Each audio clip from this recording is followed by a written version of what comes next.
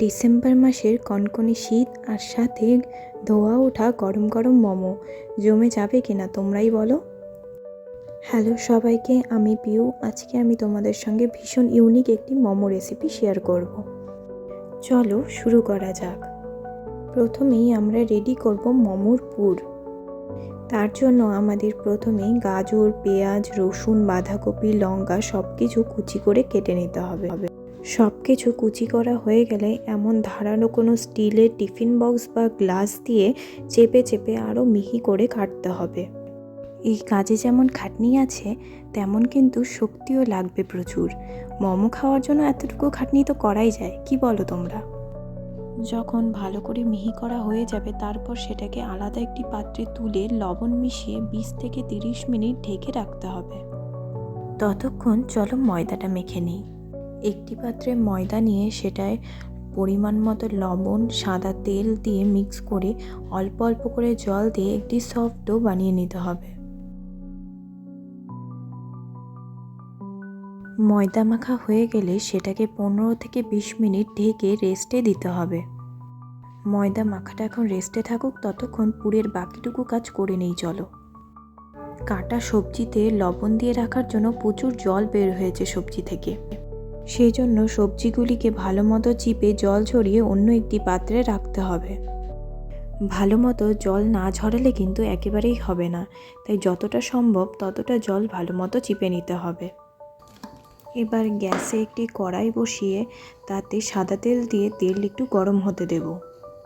তেল গরম হয়ে গেলে তারপর তাতে জল ঝরানো কাটা সবজিগুলি দিয়ে 1-2 মিনিট হালকা ভেজে নেব।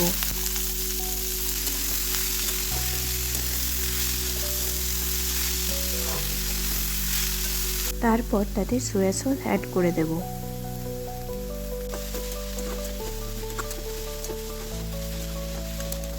তারপর তাতে স্বাদ মতো লবণ ও গোলমরিচের গুঁড়ো অ্যাড করে 1-2 মিনিট ধরে নাড়াচাড়া করলেই রেডি মোমোর পুর।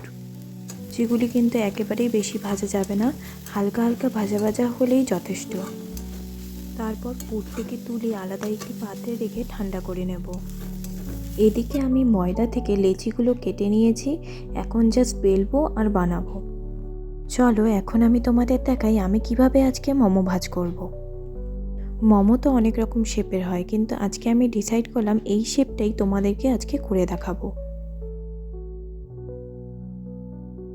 দেখো তো কেমন লাগছে। চলো তোমাদের আরেকটা করে দেখাই।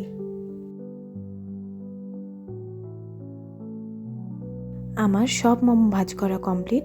এবার আমি তোমাদেরকে বলি ইউনিক কেন বললাম, কারণ আমরা এই মোমো স্টিম করব না, আমরা এই মোমো জলে সেদ্ধ করব। কি ইউনিক কিনা? এতে কিন্তু সময়ও কম লাগে আর টেস্টিও খুব হয়। মোমো সেদ্ধ করার জন্য একটি পাত্রে জল দিয়ে তাতে 2 টিস্পুন লবণ অ্যাড করে জলটাকে ভালো মতো ফুটতে দিতে হবে। তারপর ফুটন্ত জলে মোমোগুলিকে এক এক করে দিয়ে ঢেকে রাখবো 20 মিনিটের মতো। মাঝে মাঝে কিন্তু চেক করে দেখতে হবে হয়েছে কিনা। এই যে আমার গরম গরম মোমো একদম রেডি। চলো তোমাদের একটা ভেঙে দেখাই।